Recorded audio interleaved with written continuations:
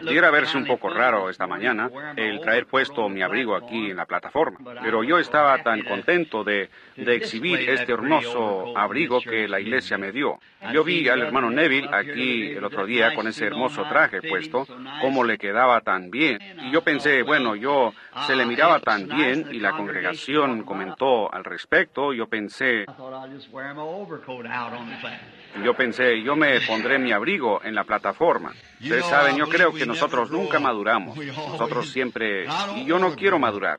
¿Qué de eso, hermano Luther? No, nunca queremos madurar. Queremos siempre permanecer como niños. El hermano Neville dice, hermano Branham, yo pensé que usted tenía puesto uno de esos atavíos como esos ministros de alta categoría. Yo apenas lo miré de reojo y yo pensé que quizás usted tenía puesto una túnica. Es un cumplido para este hermoso abrigo. Bueno, yo diré, yo sí estaba necesitando uno y es el mejor que yo he tenido. Y yo verdaderamente lo aprecio. Y el hermano Roy Robertson, yo no sé si él está aquí en esta mañana o no. Él tuvo algo que ver con la selección y realmente fue una buena selección. Y nosotros estamos muy, muy complacidos al recibirlo. Y así que nosotros estamos muy contentos de estar de nuevo en la casa del Dios viviente en esta mañana. Y para gozar de estos momentos maravillosos de compañerismo alrededor de su preciosa palabra.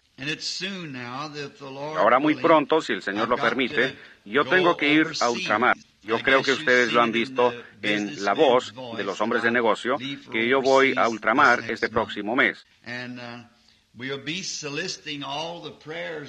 Y nosotros estaremos solicitando todas las oraciones del pueblo, que ellos oren por nosotros mientras estamos fuera.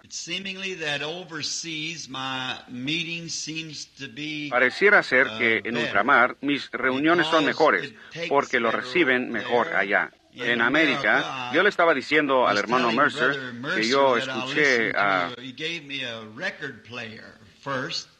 Primero, él me dio un tocadiscos y tenía los discos allí de algunos de mis sermones. Yo supe entonces, si alguien me ha de escuchar a mí, tendría que ser la gracia de Dios en ellos, porque yo pensé que yo pudiera hacerlo un poquito mejor. Él está grabando eso también. Un poco, usted puede cortar esa parte, ¿ven? Él está deteniendo la grabadora, me imagino que al hacer eso lo está cortando. Pero yo les digo, yo estaba tan sorprendido. La peor predicación que alguna vez he escuchado en mi vida es la mía, correcto, en el disco. Yo me puse tan nervioso que ni siquiera podía cenar. Me enfermé, me levanté de la mesa, no pude dormir esa noche.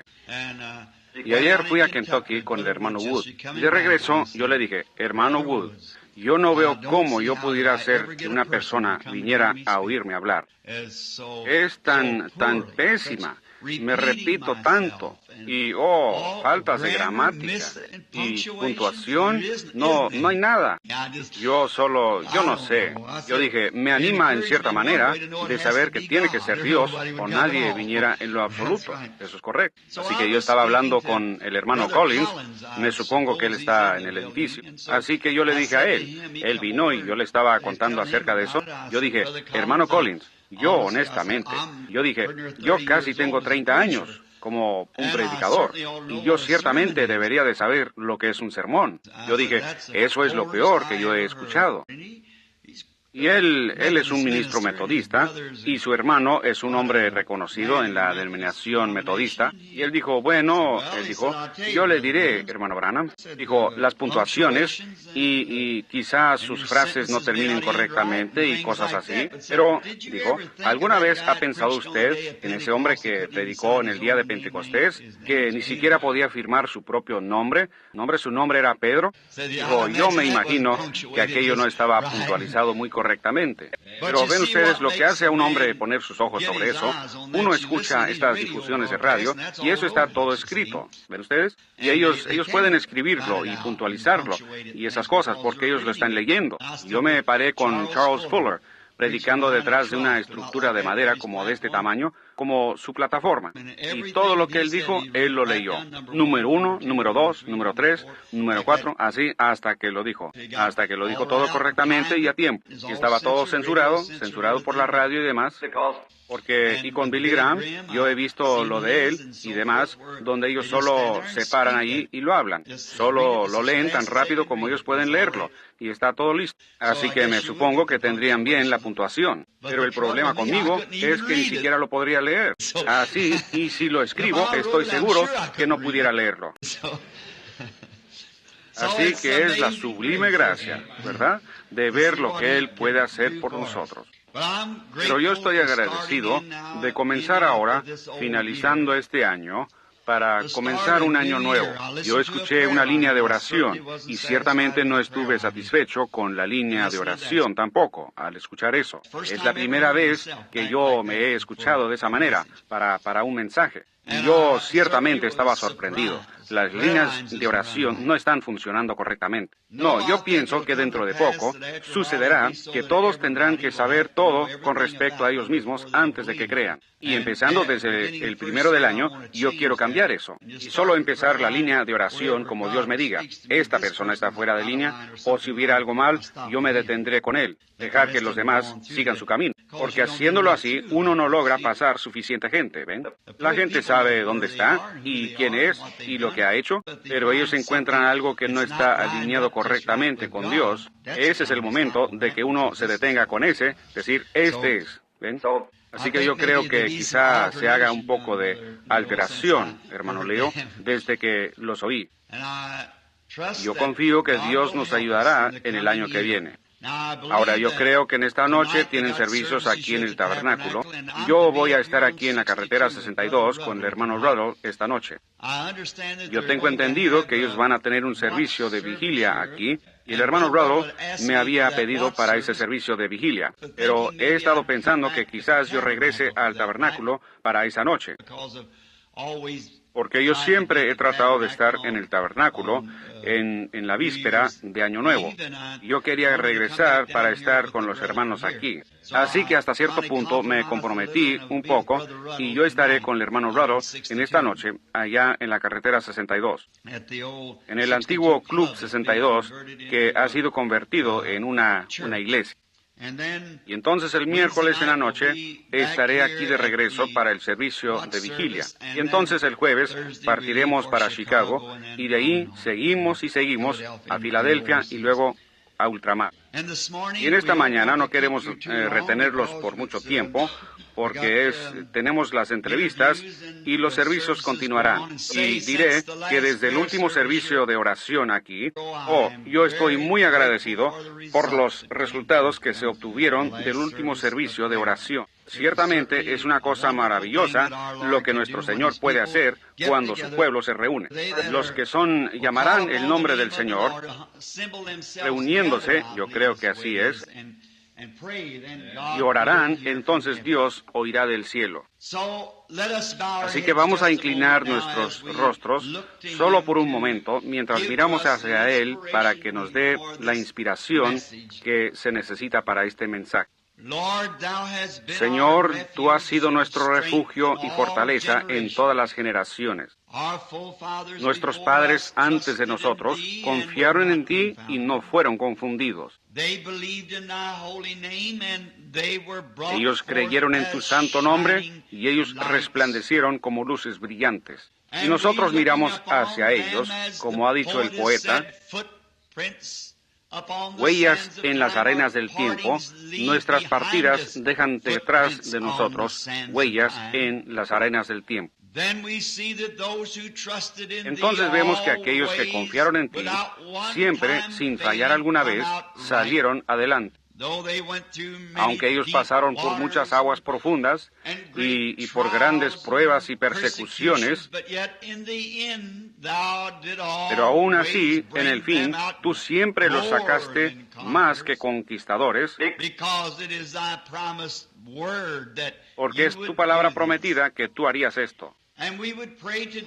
Y nosotros oramos hoy que tú bendigas a esta iglesita. Bendice a su pastor, a nuestro buen hermano, el hermano Neville, y a su familia. Pedimos que tú seas con él en este año venidero. Y lo unjas grandemente y lo bendigas a él en todo aspecto.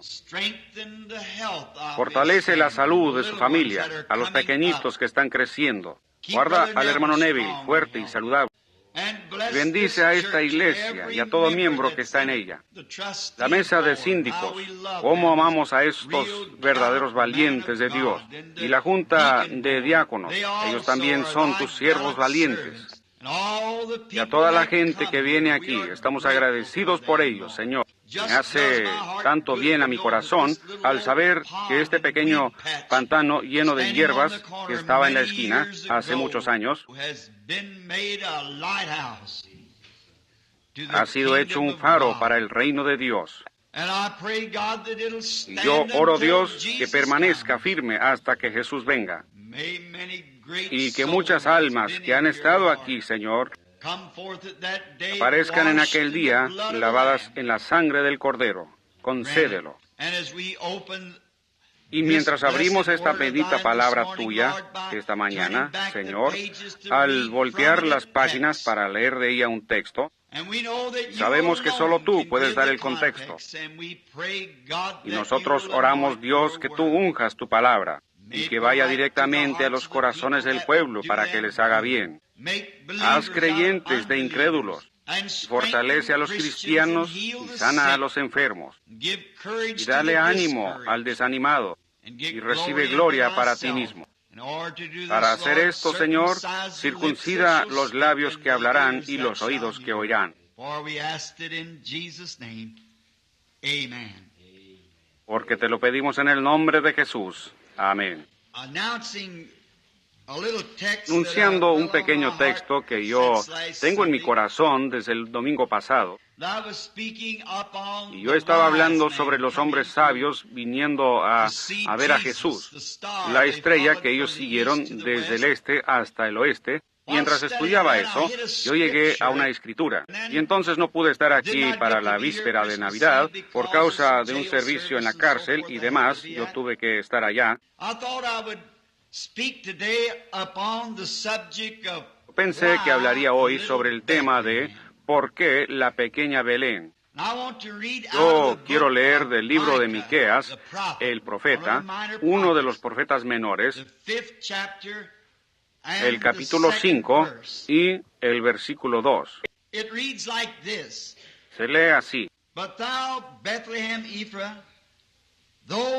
Pero tú, Belén Efrata, pequeña para estar entre las familias de Judá,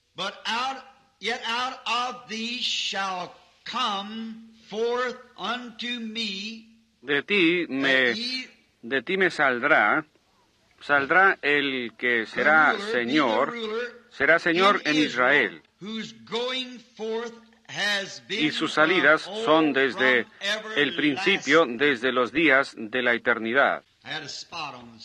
Yo tenía una manchita sobre la escritura, por esa razón yo no podía distinguir cuál era la palabra en el momento. De todos los lugares que hay en Palestina,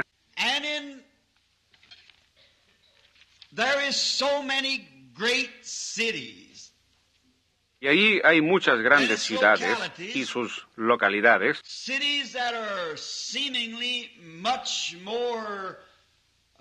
ciudades que parecieran ser mucho más conocidas en los relatos de la historia, mejor fortificadas, ciudades más grandes. ¿Y por qué Dios escogería la pequeña Belén para ser el lugar del nacimiento de su Hijo? Hay muchas que son más grandes. Por ejemplo, la histórica Jerusalén, la orgullosa Jerusalén, la capital de todas. Y es una de las ciudades más grandes de Palestina. Y entonces nos preguntamos por qué Dios escogería a ese pueblito de Belén para que fuera el lugar de nacimiento de su Hijo. Pero como las Escrituras han dicho, lo que Dios determina hacer, eso será hecho. Y ahí está Dios preordenándolo para que sea de esa manera o nunca hubiera sido de esa manera. Y ahí la Escritura dice, en el capítulo 15 de los Hechos,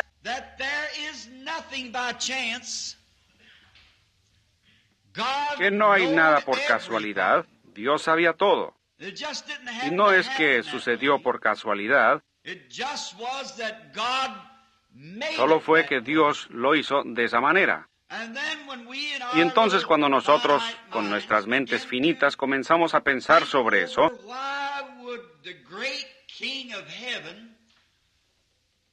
¿por qué el gran Rey del cielo escogería un lugarcito tan pequeño como ese en vez de la capital? En vez de y aún allá habían muchos lugares que tenían una historia espiritual más grande que la que tenía Belén. Por ejemplo, alguno de esos lugares como Silo. Silo era un lugar antiguo de adoración de Israel,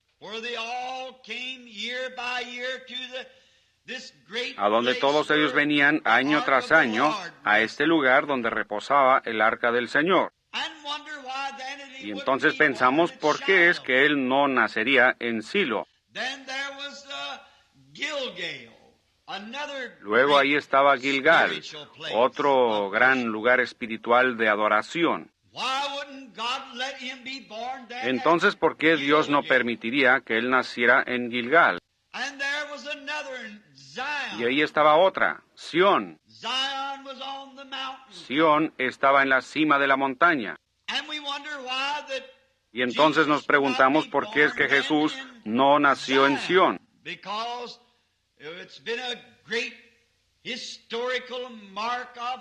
Porque ha sido un punto histórico donde el Señor ha bendecido a su pueblo a través de las edades. Y pareciera como que quizás él hubiera escogido a Sión, o Gilgal, o Silo, o uno de los otros grandes lugares donde habían tenido grandes bendiciones y grandes enseñanzas. Y habían otras grandes ciudades, tales como Hebrón. Ese era el lugar para un hombre que estaba buscando una ciudad de refugio, un lugar de seguridad. Estaba también Ramot de Galad, otro lugar de refugio a donde la gente podía venir, la cual hubiera sido muy apropiada para que él naciera allí. Y quizá, si yo lo hubiera estado pensando, yo lo hubiera traído a él a Cades Barnea, porque esa era la silla de juicio y un lugar de refugio. Quizás yo lo hubiera traído a esa parte del país para que fuera su lugar de nacimiento.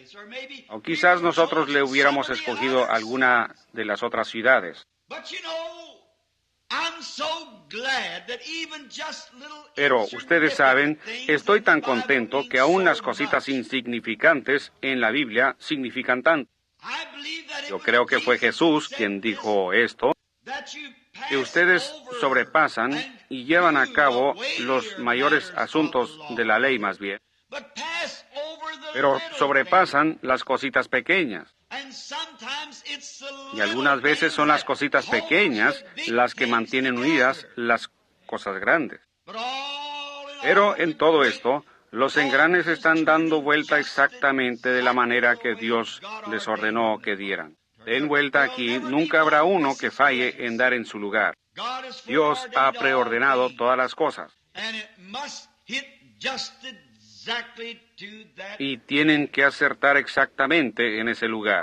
Y cuando nosotros obtengamos fe como esa, y empecemos a pensar quién está detrás de todo esto, ¿cuál es el engranaje principal que está dándole vuelta a esta gran economía de Dios? Encontramos que es el Espíritu Santo. No ha sido dejado en las manos del hombre el hacer las cosas,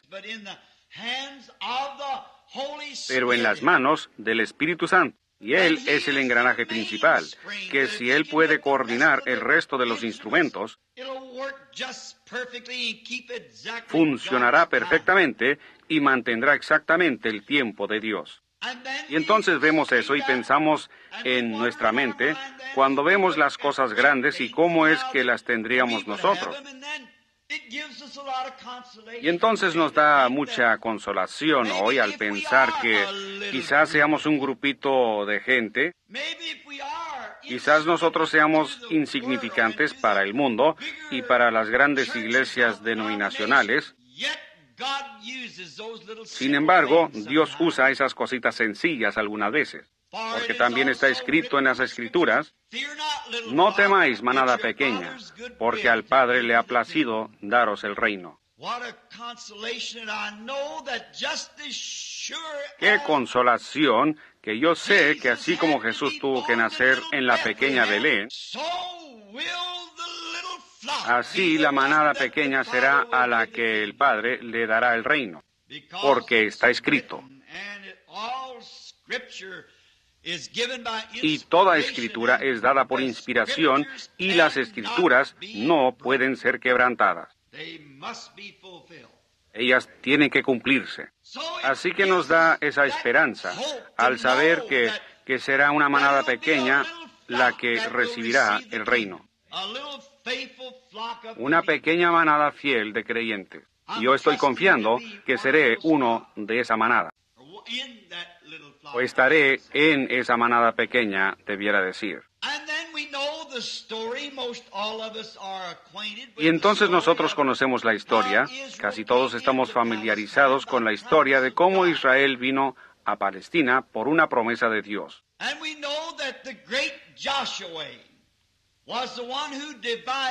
Y sabemos que el gran Josué fue el que repartió su porción a cada tribu. Y ciertamente, si nosotros tuviéramos el tiempo de aquí hasta las 6 de la noche, para quedarnos en este tema, para alinear estas cosas, para obtener el verdadero significado de todo ello, el cual no tenemos, solo como 30, 40 minutos, así que tenemos que hablar solo de los puntos más sobresalientes, confiando que el Espíritu Santo, a ustedes lectores de la Biblia, les colocará el resto de ello en su corazón mientras proseguimos. ¿Sabían ustedes que las porciones, como Josué las repartió en Palestina, fueron dadas por inspiración? Y esas madres hebreas de esos patriarcas, cuando el niño estaba naciendo y ella estaba en dolores de parto para dar a luz al niño, ella emitía el mismo sitio donde esos patriarcas se establecerían y estarían en los últimos días. Habla usted de inspiración, esta Biblia está inspirada. No importa qué tan pequeña, toda pequeña escritura tiene una cosa tan sobresaliente en la escritura, en el gran cuadro. Toda palabra es inspirada. Y de eso depende el destino de las almas. Porque es la palabra del inmortal y eterno Dios. Y aún esas madres, cuando el niño estaba naciendo y ella emitía su voz, los colocaba posicionalmente donde ellos estarían en la tierra prometida cientos de años después. Y Josué, sin saber eso, sin embargo, por la misma inspiración, los colocó exactamente donde ellos debieran estar. Y Josué repartió la porción a Judá. Si notan en el mapa, geográficamente está al oeste de la llanura del mar, a unas cuantas millas al sur de Jerusalén, la capital. Y cuando Judá estaba recibiendo la parte, o su parte mejor dicho, en la tierra, su provincia, nosotros así le llamaríamos. Es extraño, pero esta pequeña ciudad, Belén, ni siquiera fue mencionada. Sin embargo, allí estaba, porque Abraham, o yo creo que fue Rebeca, quien fue sepultada en ese lugar. Pero solo debió haber sido una pequeña aldea de alguna clase, porque si leen Josué 5, se darán cuenta que habían como 115 ciudades mayores bajo el dominio de Judá, aparte de las aldeas y pueblitos. 115 ciudades son mencionadas.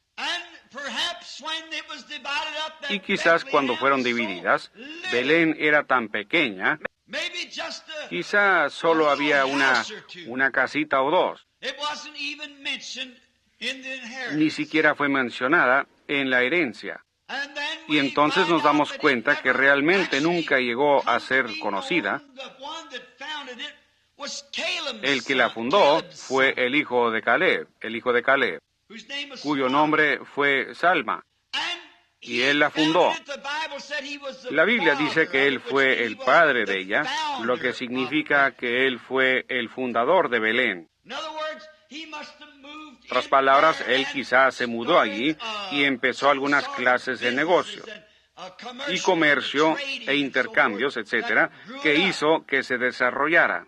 Y más tarde hallaremos que la verdadera razón, que todos los demás estaban celosos de esa pequeña porción de terreno, la cual está hacia el norte y este, y se inclina un poco hacia el sur, en ese pico,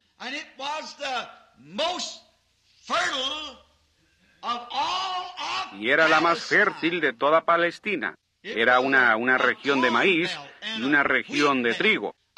Y había grandes huertas de aceitunas y demás en ella. En esa parte de Belén, o Palestina, al final de la provincia de Judá.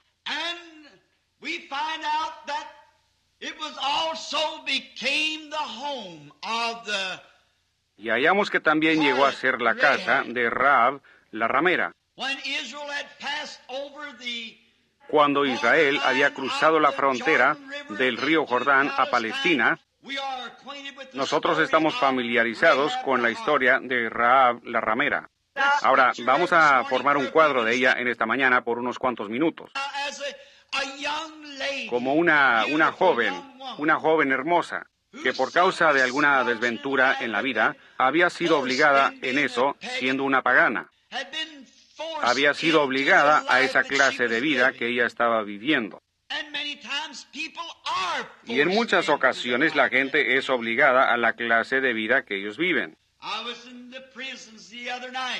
Yo estaba en la prisión la otra noche para ver a un hombre que estaba cumpliendo una sentencia. Y yo lo tomé de la mano y hablé con él. Yo dije, ¿por qué hiciste una cosa como esa?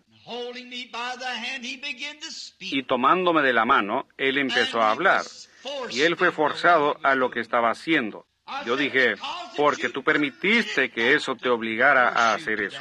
Tú no tienes que hacer eso. Tú, ni ningún hombre tiene que beber. Yo dije, yo mismo soy nervioso, pero no hay necesidad de eso. Y esta joven, después de que ella hubo oído por primera vez de Israel, y de un Dios, que era un Dios que respondía a la oración. No solo un Dios a quien orar, pero un Dios que respondía. Cuando ella oyó que había un Dios de milagros, que podía obrar milagros, que secó los mares y que hizo que lloviera pan de los cielos, su corazón empezó a temblar. Y cuando ella recibió el primer mensaje de dos predicadores que fueron allá, ella aceptó rápidamente con todo su corazón. Y ahí estaba un cordón de grana colgado de su ventana como una protección para su casa, por causa de que ella había recibido el mensaje. Quizás yo añada aquí, ¿sabían ustedes que ella tipificó a la iglesia gentil? Ella era una gentil. Y ella era un tipo de la iglesia gentil. Cuando ellos oyeron el mensaje, todos nosotros nos encontrábamos en prostitución espiritual, cometiendo fornicaciones espirituales en contra del Dios del cielo, en toda clase de cosas. en toda clase de denominaciones y religiones. Pero cuando nosotros oímos que había un Dios que todavía vivía, que podía obrar milagros, rápidamente nosotros recibimos el mensaje. Y la sangre del Señor Jesús fue aplicada, la cual hizo el cordón de grana. Y para no entrar en detalles, ustedes saben cómo ella lo colgó de su ventana públicamente. La sangre fue desplegada públicamente. Así tiene que ser desplegada la sangre, colgando públicamente en la parte de afuera del muro, para mostrar que en lo interior algo había sucedido. Así es el verdadero creyente en Cristo esta mañana. En lo de afuera está desplegada la sangre del Señor Jesús, que muestra que algo ha sucedido en lo interior. Y a través de esto, Dios miró hacia abajo cuando la ira cayó y las trompetas empezaron a sonar. Dios vio ese cordón de grana colgando allí como un memorial. Siempre le ha placido a Él pasar sobre la sangre. Cuando yo vea la sangre, yo pasaré de vosotros. Él la vio. Y cuando el sacudimiento y el Espíritu Santo recorrieron la tierra y derribaron las paredes, como de 20 pies de grueso, ni siquiera una piedra cayó donde el cordón estaba colgando. Eso muestra la protección de un Dios verdadero para un creyente verdadero. No importa en qué condición está usted cuando Él lo encuentra, si usted solo acepta ese cordón de grana. Se ve por toda la Biblia. Y luego la vemos cuando ella fue aceptada como una de las israelitas. Ella se enamoró de un hombre, el cual era un capitán y un príncipe en Judá. Él era el capitán de los ejércitos de Israel. Su nombre era Salmón, así como el rey Salomón. Y él era el capitán, y ella entró en un gran romance con este capitán, el cual era el príncipe de Judá. Y finalmente se casó con él. Y cuando la herencia fue establecida para los israelitas, ella y su amado esposo vivieron en Belén. Ahora ustedes empiezan a ver esto abrirse. ¿Lo han visto?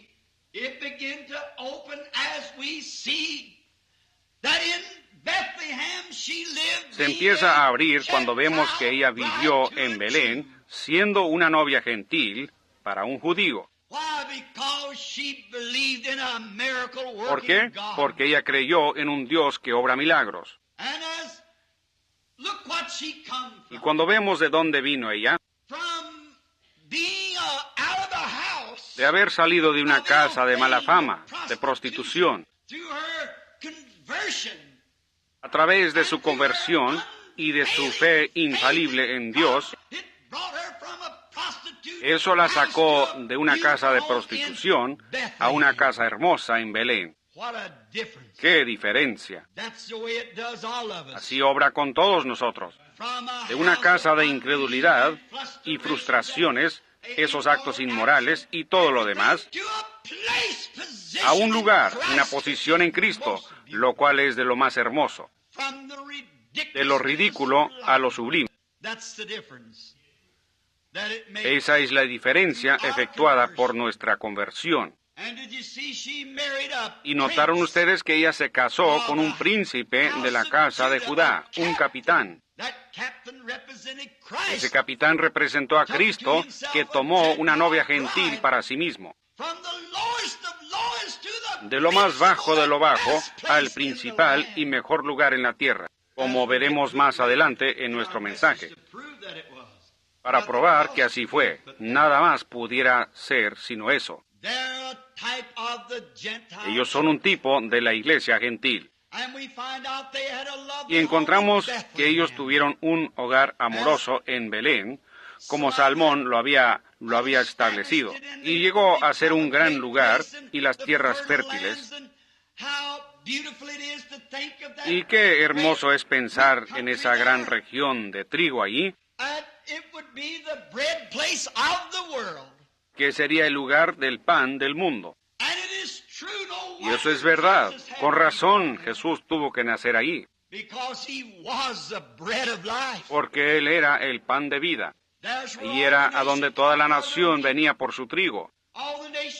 Toda la nación venía por su maíz.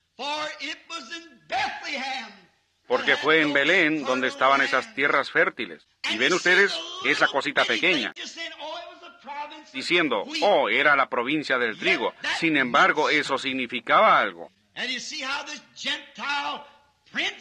Y ustedes pueden ver cómo el príncipe gentil, o este príncipe judío, llevando a su novia gentil de regreso hacia Belén, como un lugar donde establecerse. Un lugar para vivir donde había pan en abundancia. Encontramos que a través de este gran romance y la gran obediencia de fe de parte de Rahab la ramera,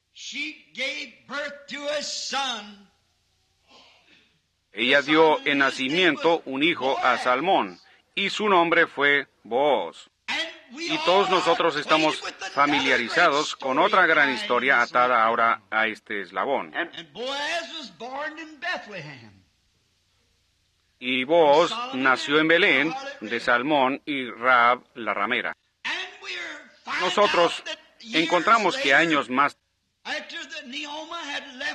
después que Noemí había dejado el país y se había ido a peregrinar con los moabitas, y cuando ellos la habían tratado mal y ella se había separado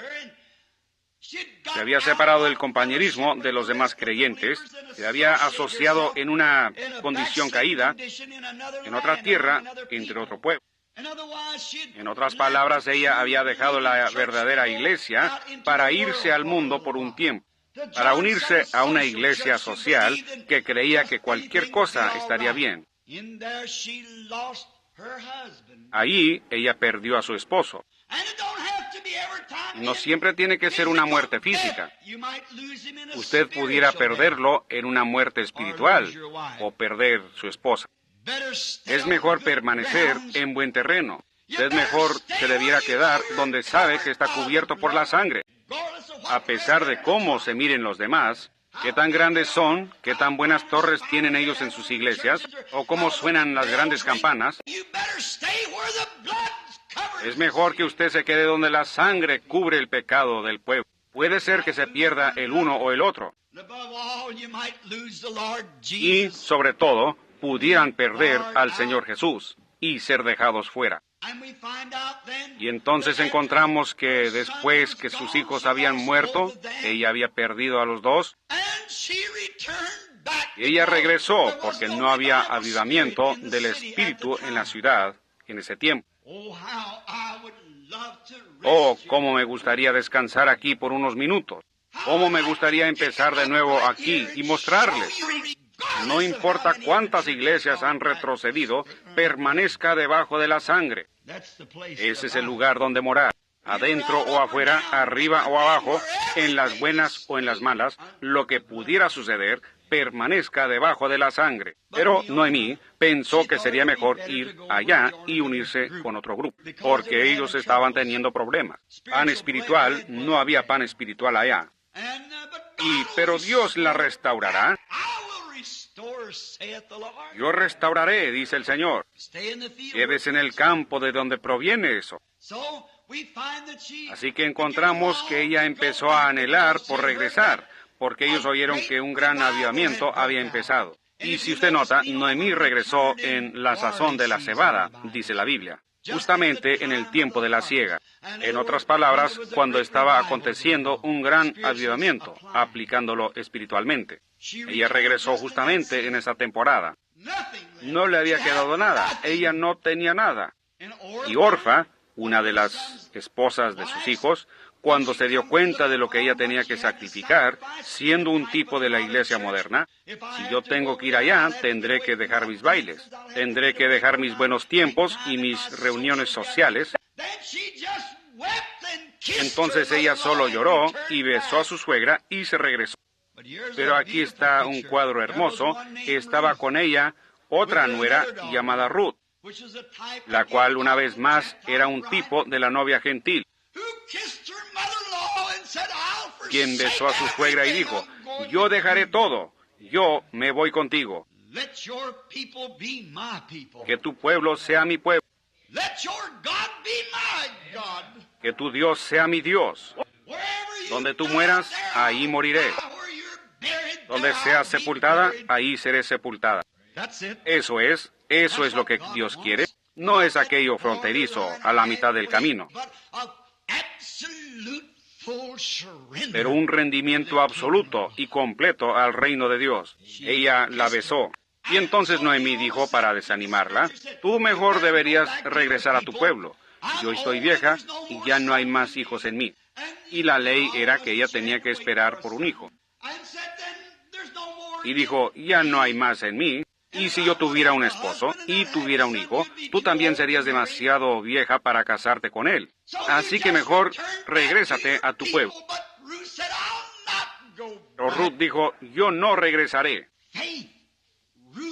Fe, arraigada y fundada, fe perfecta había bajado al corazón de Ruth. Y ella dijo, yo me voy contigo. Y ella se aferró de ella, se agarró de ella. Yo voy a estar donde tú estés.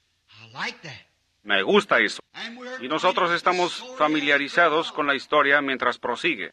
Como este gran Booz, el cual era el señor de la siega,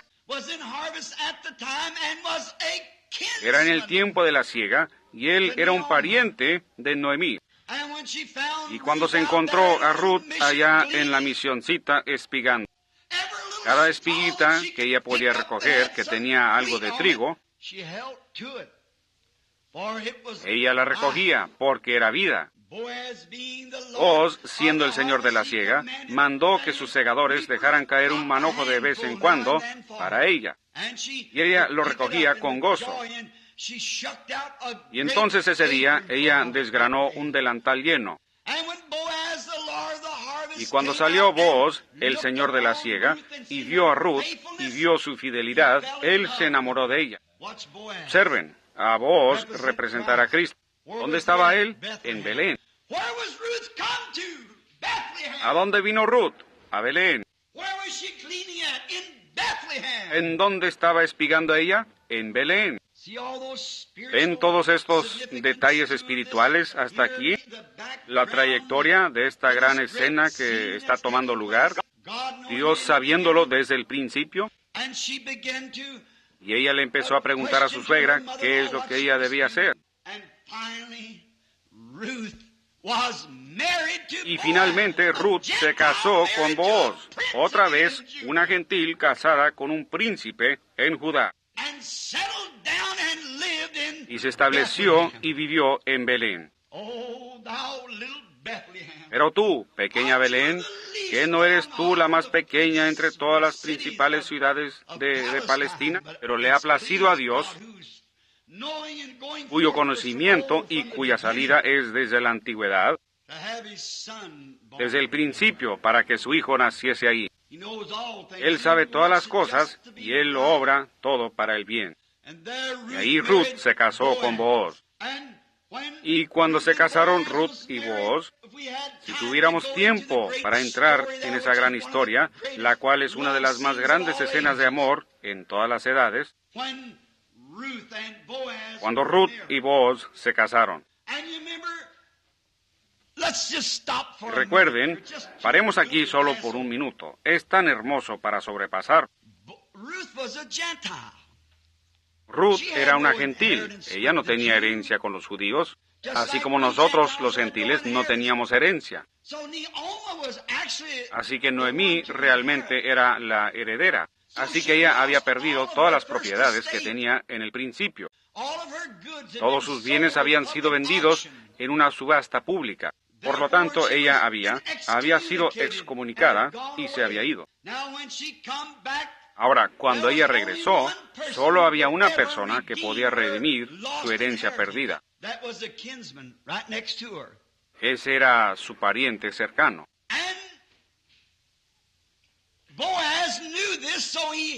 Y Booz sabía esto, así que él tenía que obrar de alguna manera para obtener a esta muchacha gentil por esposa. ¿Y qué es lo que tenía que hacer? Él tenía que comprar todo lo que le pertenecía a Noemí para poder obtener estos bienes. Y Ruth era parte de lo que le pertenecía a Noemí. Y el único hombre que podía comprarlo tenía que ser una persona que era pariente, un pariente cercano. Esa era la ley de redención. Y la única manera en que Cristo pudo haber comprado la herencia de la recaída de Israel era llegar a ser un pariente. La única manera en que Dios podía redimir a la raza humana era que Dios mismo tenía que hacerse carne. Y Jesús fue Dios hecho pariente para la raza humana. Él era Emmanuel. Él llegó a ser pariente. Él no tomó la forma de ángeles, pero la forma de un siervo, que lavó los pies y vivió.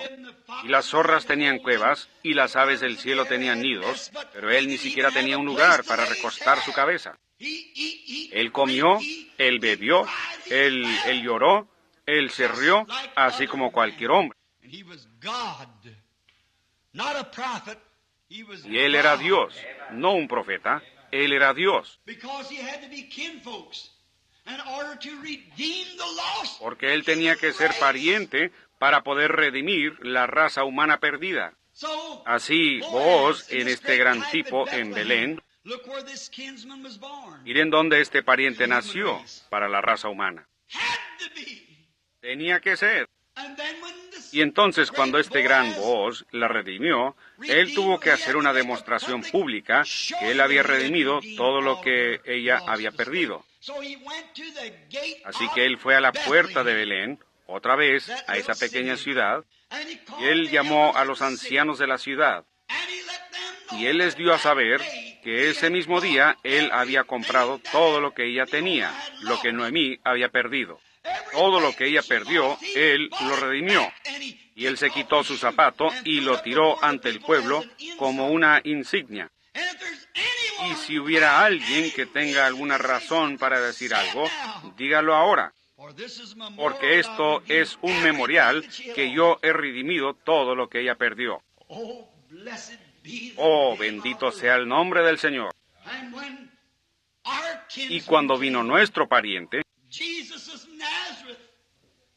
Jesús de Nazaret, nacido en Belén, él se paró en la cima de Gólgota y fue levantado entre los cielos y la tierra, como un memorial que él había redimido todo lo que la raza humana había perdido en la caída.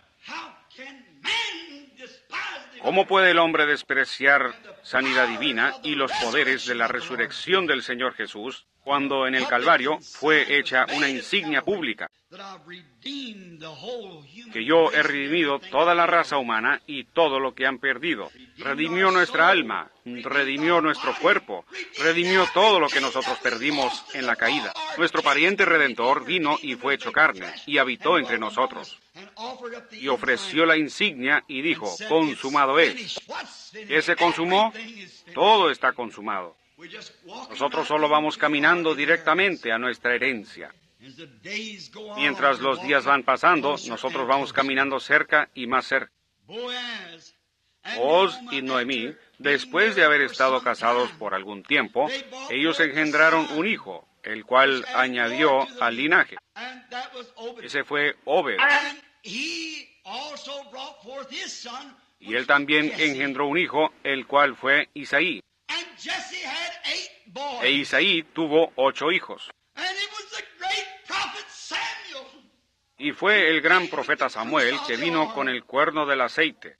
El gran profeta que fue con Isaí y dijo,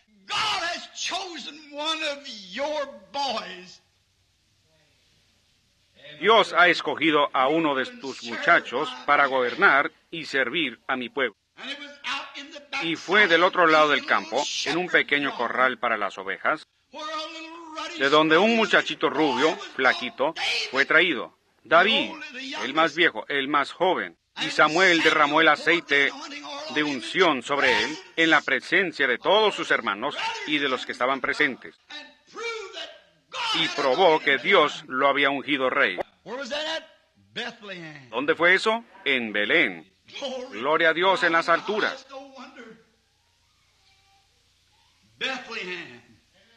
Con razón, fue Belén donde él fue ungido como rey. Fue en Belén donde nació David. Y su gran hijo, Jesús, también tuvo que nacer en Belén, porque había tal unidad entre los dos, como padre e hijo. Este gran hijo no solamente fue el hijo, él fue la raíz y el linaje de David. Él fue aún antes de David, él será después de David. Él fue de la eternidad hasta la eternidad. Pero de acuerdo a la carne y todas las cosas que tenían que ser cumplidas, él era el hijo de David. Él habría de nacer años después en esta misma Belén, en esta pequeña ciudad abandonada. Pero todo el tiempo allí, ¿notaron? Que estaba obrando un gran misterio poderoso que nadie parecía entender. Esa es la misma cosa que existe hoy en la Belén de Dios. Está obrando una señal misteriosa, pero parece que nadie la entiende. Es algo que va por encima de la cabeza de la gente. Parece que ellos no lo captan. No importa qué se ha hecho o qué se dice, y la parte misteriosa de las cosas que se han hecho, la gente dirá, oh, bueno, me supongo que todo está bien, y siguen adelante, pero ellos no lo entienden. Ellos no lo pueden captar, no lo pueden obtener. Y eso es lo que Dios estaba haciendo en Belén, en Judá. Él está obrando, todas estas cosas pequeñas se están moviendo hasta llegar a una gran culminación. David, cuando él fue ungido rey, siendo un muchachito, él era rubio, pero algo debió haber estado en él que a Dios le pareció real. El más pequeñito, el más pequeño de la familia. Los demás muchachos eran hombres grandes, finos, y se verían bien con los mantos y con una corona sobre su cabeza. Pero Dios enseñó lo que él miraba. No la apariencia exterior, pero lo interior de un hombre. Él miró a su corazón, y él sabía lo que había en el corazón de David. No importaba cómo se le miraba la corona. Él estaba buscándose un hombre que fuera conforme a su propio corazón. Y David sería un hombre conforme a su propio corazón. Por eso fue que él vertió el aceite de la unción, o mandó que fuera vertido sobre David, el cual, el nombre de David significa. Y años después, eso fue representado muy bien en Jesús, el amado. El hijo de David, quien habría de venir a cumplir todas las cosas que habían sido prometidas. En esta pequeña ciudad de Belén fue donde estas cosas sucedieron. Y fue en las mismas colinas de Judea donde David había apacentado sus ovejas. Muchos años después, ahí fue donde los ángeles cantaron su primer villancico en las colinas de Judea, mirando hacia Belén.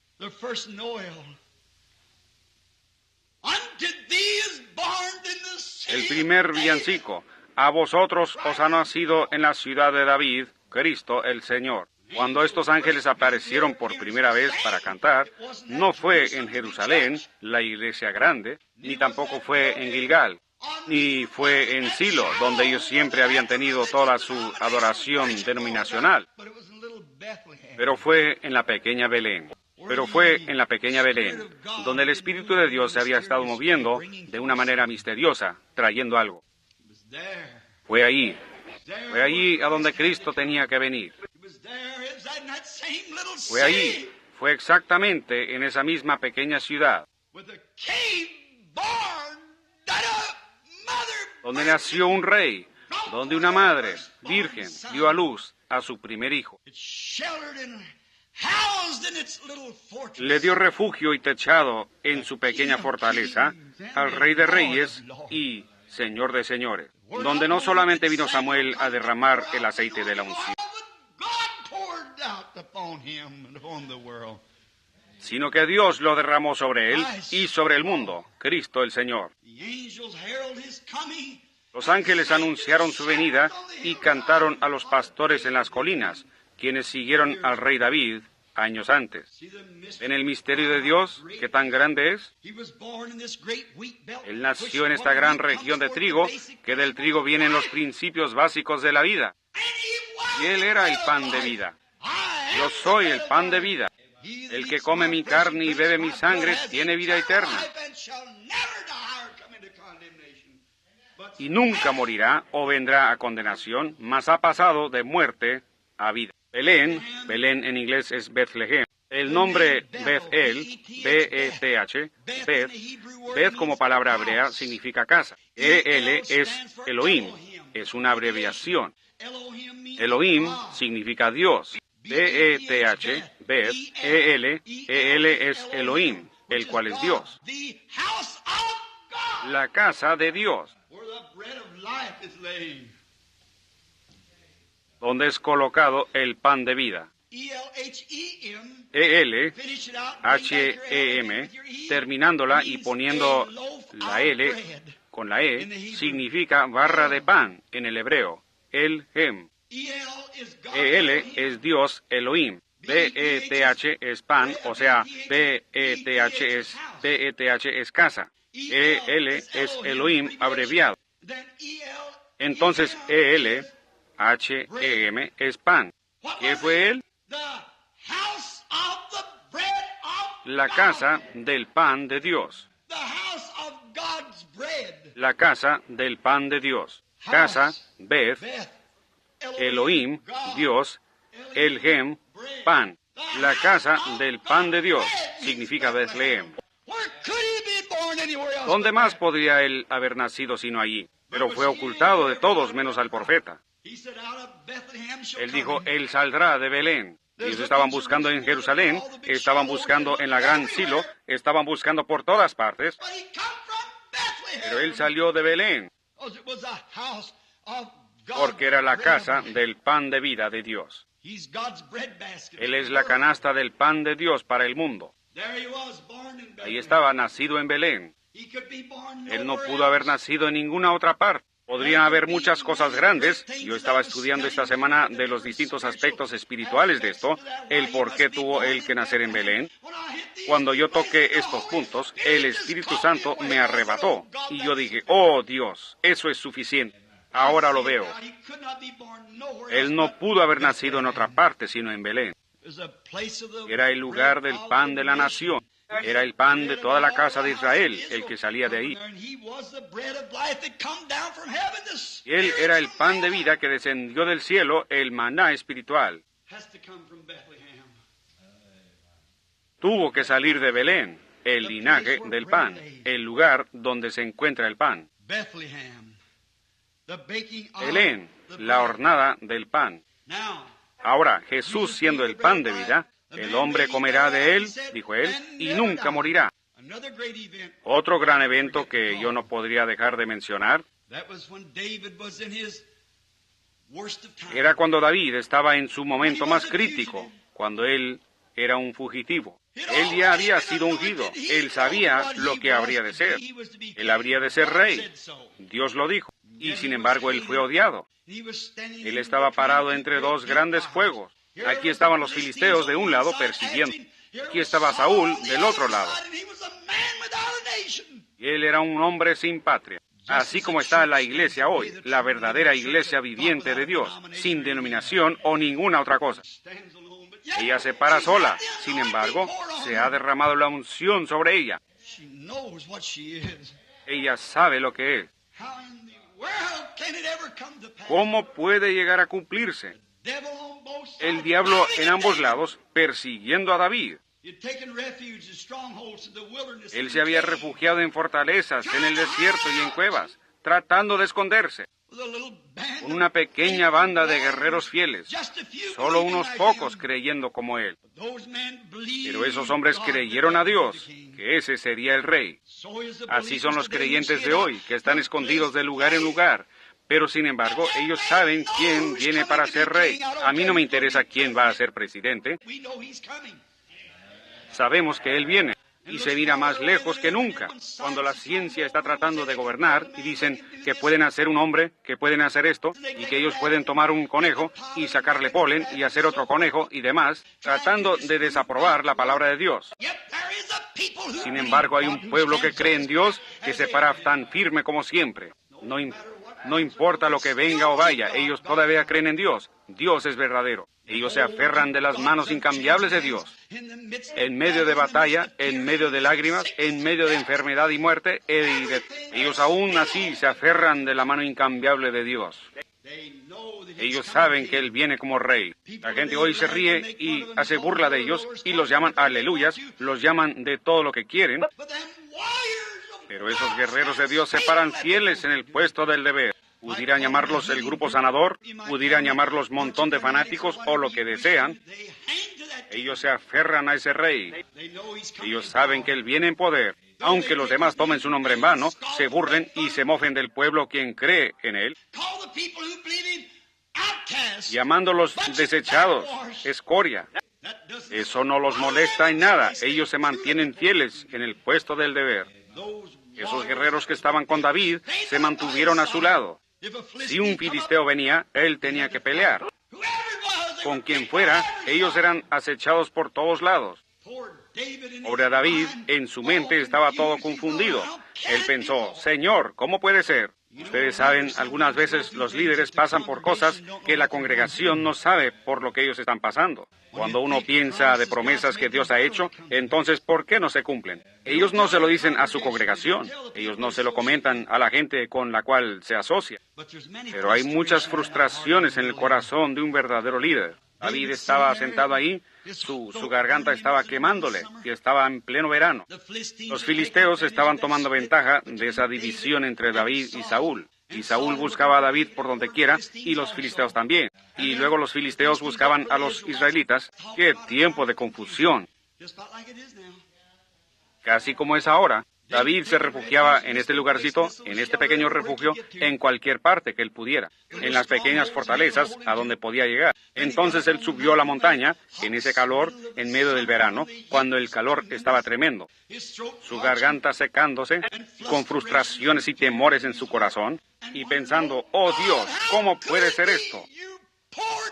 Tú vertiste ese aceite sobre mí, no porque yo me escogí a mí mismo, pero tú me escogiste. ¿Por qué me llamaste de allá de donde apacentaba las ovejas? Me dijiste que me darías esto para servir a tu pueblo.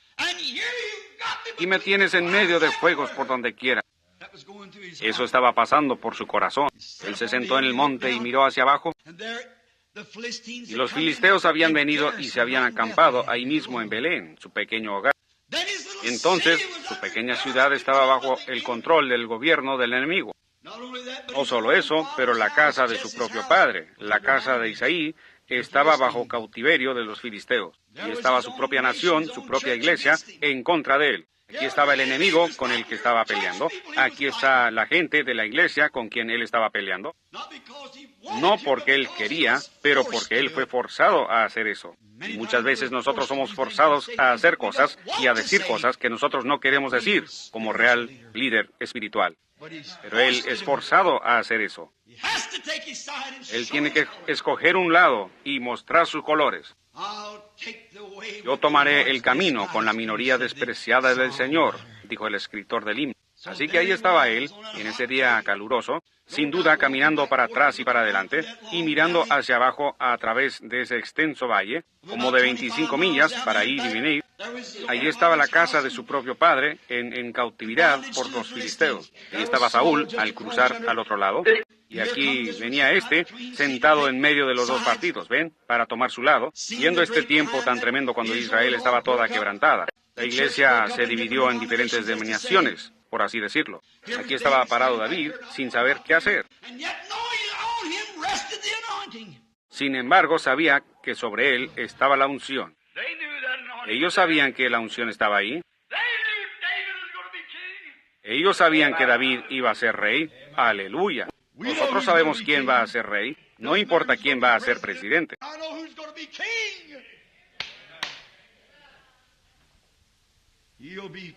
Él será rey. Yo sé que se necesita algo para pararse, pero Dios me ayude a cerrar mis ojos a las denominaciones y a todo lo demás, y fijarme en ese cuadro espiritual de más allá, que Él es el Rey venidero. Yo le serviré a Él. Si es muerte, que muera. Si es mi familia, si son mis amados, si es mi denominación, si es cualquier cosa, que pueda servirle a Él. Yo me quedaré con Él. Esos son los guerreros de Dios, como los que estuvieron con David, que tenían sus manos sobre sus espadas, dispuestos a caminar en cualquier momento. Así es como caminan los guerreros de Dios, listos. El enemigo dice, tú tienes que tomarte un traguito para ser sociable. Yo no tocaré tus cosas inmundas. Amén. Allí está el enemigo. Allí está el guerrero. Oh, ¿por qué no renuncia usted a esa cosa de aleluyas que usted cree? Yo creeré en Dios. Yo me quedaré fiel. Ahí lo tienen. Ahí están los guerreros. Oh, ¿qué quiere decir? No hay tal cosa como sanidad divina. Eso es lo que piensa usted. Yo sé mejor. ¿Ven? No hay tal cosa como el bautismo del Espíritu Santo. Esos días han pasado. Eso es lo que piensa usted. Yo ya lo he recibido. Usted ha llegado demasiado tarde para decirme algo al respecto. Ellos sabían que la unción estaba sobre ese muchachito rubio. Ellos sabían que él iba a ser rey. Pero David estaba frustrado en su propia mente. Yo puedo imaginarme. Solo observémoslo por un minuto. Se regresa allá, se sienta y mira hacia abajo y piensa. Mi propia amada ciudad Belén. Mírala ahí, donde las grandes cosas de Dios han sucedido. Donde el padre de mi padre, de mi padre, de mi padre nació. Donde mi tatarabuela allá pronunció en el tiempo del nacimiento de Judá, de cuya tribu yo soy, que más allá está algo sobrenatural. Ella pronunció su lugar y Josué colocó a ese hijo ahí mismo. Y de ahí han venido todas estas cosas. Tiene que ser. Yo era un pastor y tú vertiste el aceite sobre mi cabeza. Tú dijiste que yo sería rey y yo te creo. Amén. Entonces él regresa y mira hacia abajo y piensa, bueno, allá muy abajo en mi pequeña ciudad donde nací, está ese grupito donde me asociaba en aquellos días buenos del pasado. Sería mejor si los metodistas miraran hacia sus buenos días de antaño, cuando ellos eran pocos y esparcidos en escuelitas aquí en América, cayéndose bajo el poder de Dios, echando agua en sus caras. Sería mejor para ustedes bautistas también mirar hacia atrás de donde ustedes vinieron y el resto de ustedes. Ustedes pentecostales miren hacia atrás de donde vinieron. Eso es correcto. Allí, en el calor de la batalla, David empezó a pensar, oh, yo me puedo acordar de aquellas noches cuando me acostaba allá al lado de ese monte. Yo me acuerdo cuando miraba aquellas estrellas, cómo ellas se movían allá arriba, y cómo Dios habló a mi pequeño corazón de muchacho. Me puedo acordar de cuando entré tanto en el Espíritu un día, mirando a las nubes y a los pastos verdes y refrescantes, hasta que yo grité bajo el Espíritu y canté, Jehová es mi pastor, nada me faltará. Aunque ande en valle de sombra de muerte, no temeré mal alguno, porque tú estarás conmigo. Oh, Señor, aquí estaba Él en las meras quijadas de la muerte en ese momento, en ambos lados. Aunque ande en valle de sombra de muerte, esos buenos días antiguos, cuando el Espíritu estaba conmigo, cuando Dios estaba conmigo, yo entoné sus alabanzas, yo me gocé en Él. Yo recuerdo en una ocasión en que vino un león una mañana y atrapó a una de mis ovejas. Y el Espíritu de Dios vino sobre mí y yo fui y lo agarré y lo corté en pedazos. Yo me acuerdo de aquella liberación. Oh, yo me puedo acordar de esa tarde un poco antes que el sol se metiera. Un oso vino y atrapó a una y yo lo maté. Esas grandes liberaciones. Yo recuerdo cuando entoné sus alabanzas en los días de mi juventud, cuando yo apacentaba a mis ovejas. Oh Dios, regrésame a ese lugar. Regrésame a mi primer amor. Regrésame y dame mi cayado de pastor. Dame ese rebaño de ovejas otra vez. Permíteme andar por allá solo para adorarte. Eso, algunas veces pensamos eso, pero estamos en el calor de la batalla. Algo tiene que hacerse. Nosotros fuimos muchachos en una ocasión, ahora nosotros somos hombres adultos. Allá está en marcha. Yo recuerdo cuando el aserrín estaba todo pisoteado en el piso y la gente clamaba y gritaba. Y de tanta gente que había, uno no se podía acercar por ningún lado. Pero no es así hoy en día. Allá está rugiendo. Oh, ya no es William Branham, el muchachito predicador. Uno tiene que producir algo. Sí, señor, tiene que haber algo diferente. El tiempo está en marcha, la batalla ruge, el fuego está encendido. El tiempo para ser liberado, la gente, todos los que fueron hallados escritos en el libro. Ahora el tiempo ha llegado. David y toda su frustración, caminando para atrás y para adelante y pensando, oh, este día caluroso, oh, hace tanto calor. Oh, Saúl quizás vendrá por este lado, los filisteos por este lado, ejércitos por donde quiera alrededor, y aquí estamos nosotros sentados en la boca de una cueva. Y sin embargo, el aceite de la unción está sobre mí. ¿Cómo puede ser? Oh, Dios, ¿cómo puede ser? Oh, cómo quisiera un trago de agua. Entonces en su mente regresó allá, junto a las puertas de Belén. Ahí había un pozo. No había otra agua como esa agua. Ustedes saben, Palestina tiene alguna agua muy mala. Ellos tienen aguas malísimas y aún tienen fiebre del agua negra y cosas en ella. Y mucha de esa agua es alcalina, la cual lo mataría a uno. Pero en Belén también es donde está la fuente principal de agua para la provincia. No había otra agua como la que tenía Belén. David solía pensar, cuando yo llevaba mis ovejas y empezaba por la mañana, yo pasaba por ese pozo antiguo y bebía. Oh, qué fresca y qué dulce, y cómo saciaba la sed. Y ahora su garganta le comenzaba a pedir, y aún ungido. Oh, si tan solo pudiera tener un trago de agua. Ahora sus guerreros, y él exclamó en su desesperación, oh, si alguien me trajera un trago otra vez de aquel pozo antiguo de allá en Belén. Oh, después de haber soñado de todos los días de su juventud y de las victorias, y luego verlo aquí en el lugar donde él estaba sentado en medio de los fuegos.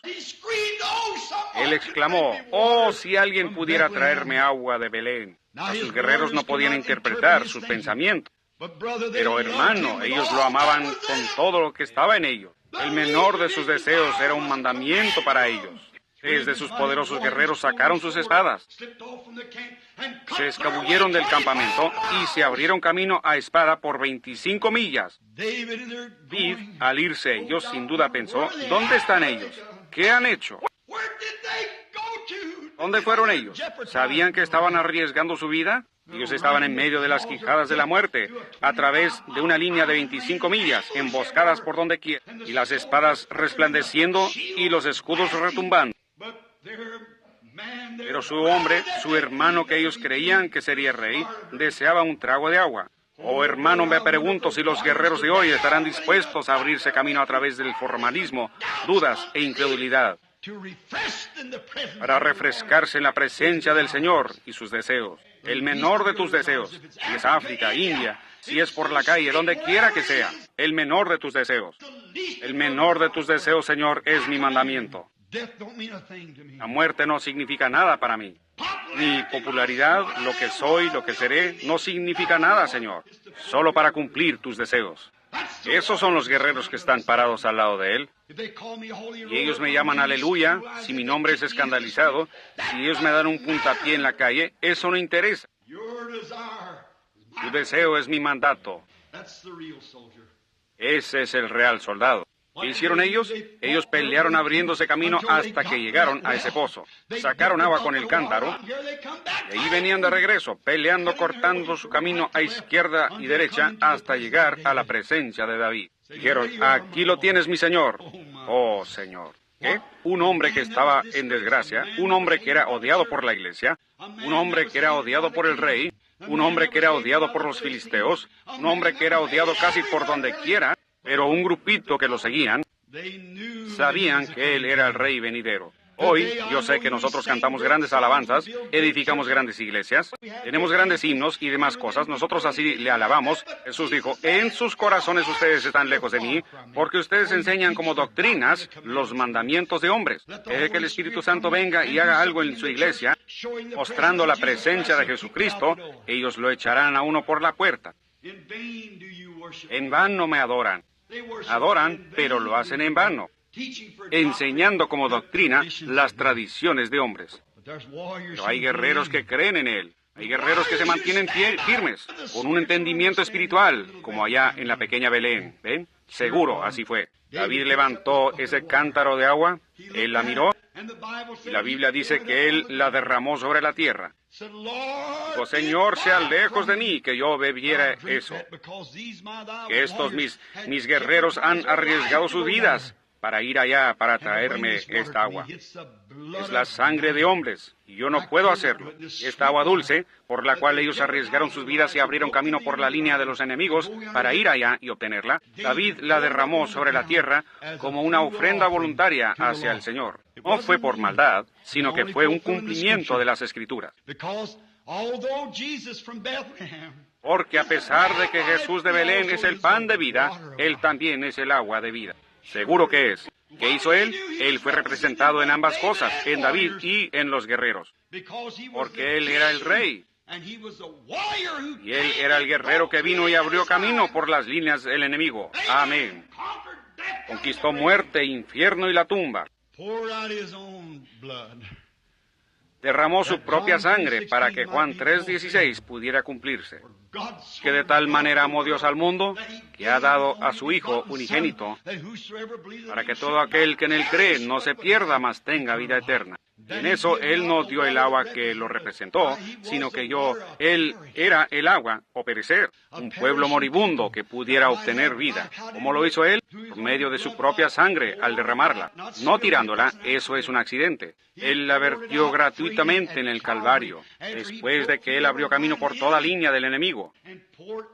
Y derramó su sangre de vida para que Él pudiera ser la canasta de pan para el mundo.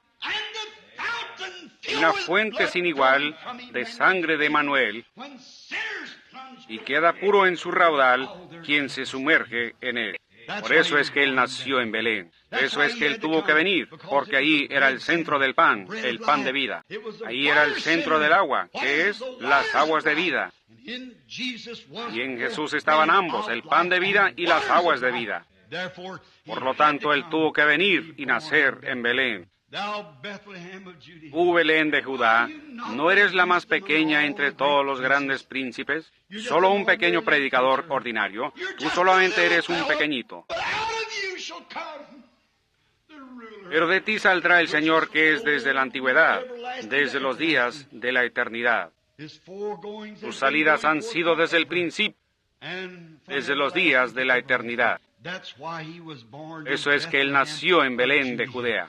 Esa fue su cuna. Y, mi hermano, el lugar en donde Él quiere tener su cuna hoy es en tu propio ser, tu propio corazón, para que Él pueda manifestarse en ti las aguas de vida a una gente moribunda y el pan de vida a un pueblo hambriento. Él es el pan y el agua de vida, las cuales son las dos cosas esenciales en la vida del hombre. Eso es pan y agua. Ha sido prometido, seguro. Inclinemos nuestros rostros solo por un momento. Y al hacerlo, yo deseo toda su atención. ¿Han estado ustedes en Belén en esta mañana? Si ustedes nunca han estado en Belén, fue llamada Belén Efrata también. Belén Efrata. Efrata significa la raíz. Viene de la palabra H-E-M-P, Hem, significa la raíz.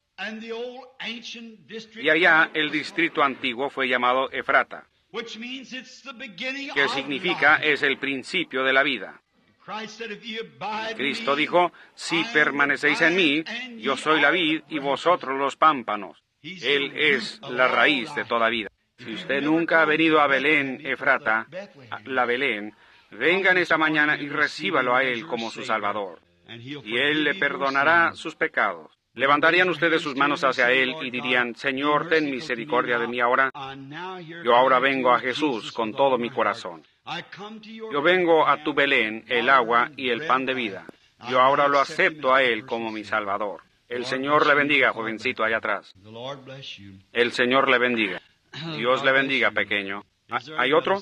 Diga, yo vengo hoy con nada en mis brazos. Yo me paro sediento, mi garganta está seca. Me pregunto a dónde puedo ir y encontrar vida real. Me pregunto. Yo me he unido a iglesias. Dios le bendiga, hermano. Yo me he unido a iglesias.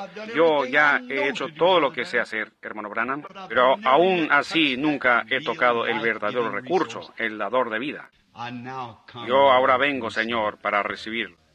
Él está aquí por usted.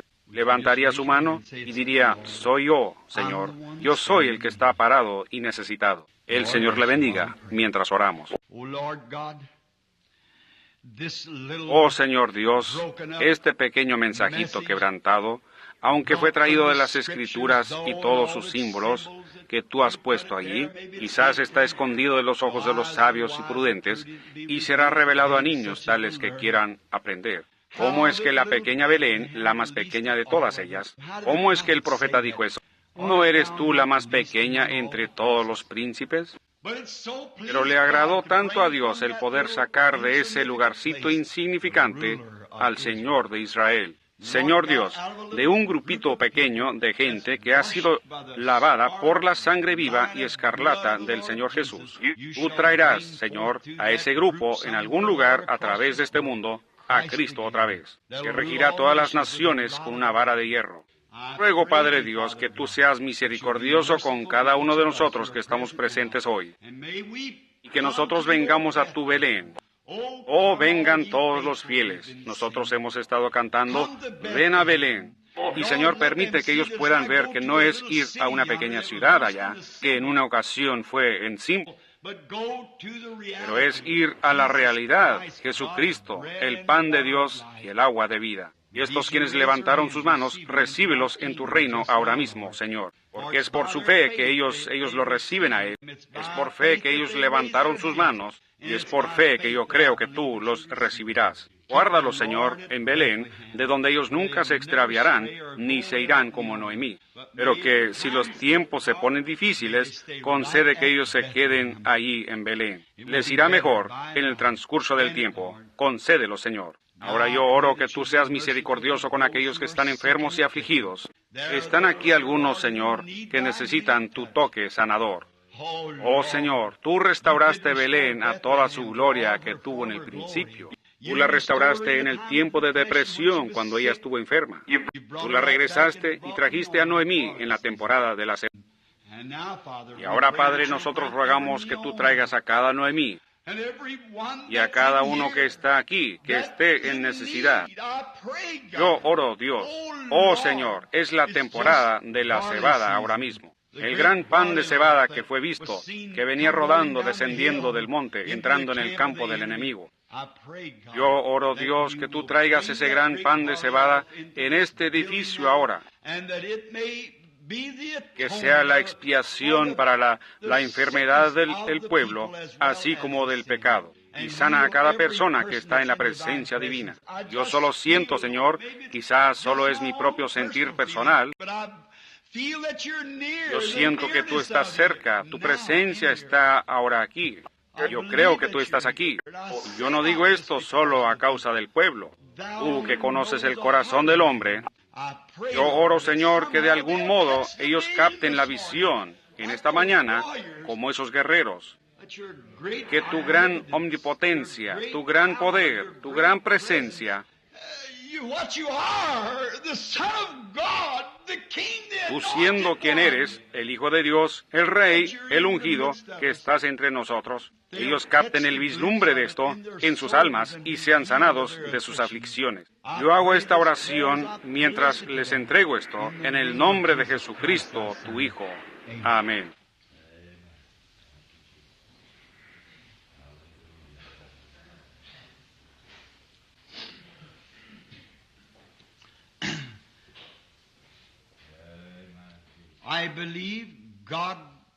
Yo creo en Dios, todas sus palabras, y yo creo que cada parte de su palabra está divinamente inspirada. Yo creo que Él no es yo era, pero Él es yo soy, una presencia que siempre existe. Yo creo que ahora mismo, entre este pueblo aquí, ustedes que levantaron su mano, búsquense una iglesia, sean bautizados en el nombre de Jesucristo, llamando hacia Dios, lavando sus pecados, creyendo que su pronta venida Él ha de aparecer en su segunda venida. Yo también creo que su presencia está aquí para sanar a los enfermos, para sanar a los que están necesitados. Necesariamente Él tiene que orar por ustedes uno por uno. Yo probé eso la otra noche a la gente, que yo solo quería mostrarles lo que había pasado. Había un cierto joven, quien está sentado mirándome ahora mismo, que había estado en cama por varios días. Su garganta estaba tan hinchada que él no podía comer ni nada. Su fiebre estaba muy alta. Y él le había dicho a su padre y a su madre, traigan al hermano Branham para que venga a orar por mí. Y por alguna razón ellos no querían molestarme porque yo estaba ocupado. Y algo me dirigió a ir a su casa. Mientras estaba sentado allí, ellos trataron de traerle un plato al joven, con un huevo muy blando y alguna otra cosa, y un poco de frijoles blandos, molidos, y él estaba tratando de tragárselos. Y les daba vueltas, con un dedo los molía, sus dientes estaban todos hinchados y el pus le corría de ellos, y él trataba de molerlos así con sus dedos, y trataba de pasarlos por su garganta así, y él masticó una o dos veces, y él no podía hacerlo ya más, lo empujó hacia atrás. Yo estaba sentado ahí sin haber orado. Hay una cosa pequeña, uno no puede decirle a todos lo que está sucediendo. Yo dije, Señor, ahora está muy cerca el fin del año. Hay algo que viene, algo nuevo. Permíteme, Señor. ¿Es esto? ¿Es esto? Tan pronto como yo empecé a decir eso, y a decir, ahora en mi corazón, yo sé que tú estás aquí. El joven extendió la mano y tomó otro bocado, y otro bocado, y otro bocado, y otro bocado, y limpió todo su plato y se subió a su carro y se fue. Oh, Él es Dios, ¿ven? Su presencia, su presencia. Es solo dejarlo a Él que esté presente. El otro día cuando tomaron la última fotografía, cuando yo lo vi a Él parado ahí, yo lo vi a Él y pensé, bien, yo he visto al ángel del Señor en esos, y yo sé que fue maravilloso. Pero cuando Él tomó esta, entonces como a las 3 de la mañana, Él me despertó y me dijo lo que iba a pasar. Y me lo explicó todo. Y cómo estaría la armadura y todo. Me enseñó cosas ahí que yo nunca había visto. Yo entré y la cogí y la miré. Y ahí estaba. Yo nunca lo había visto antes. Oh, qué sensación trajo eso para mí. La consolación de saber que Él está presente. Él está aquí, solo su presencia. Y la presencia del Señor estaba ahí para sanar a los enfermos. La presencia del Señor está aquí para sanar a los enfermos. La presencia del Señor está aquí para traer convicción a pecadores. La presencia del Señor está en medio de su pueblo.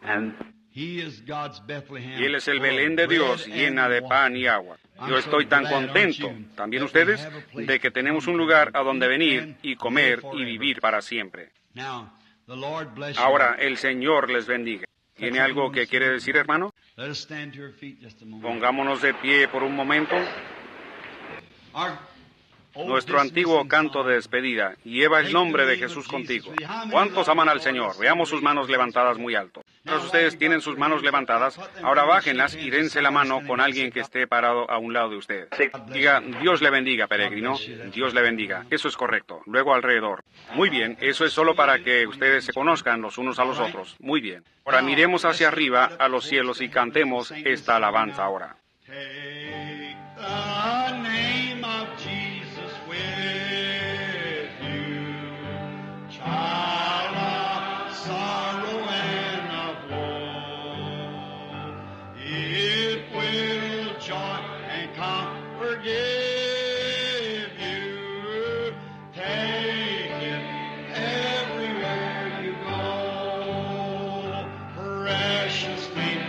Precious name, oh how sweet.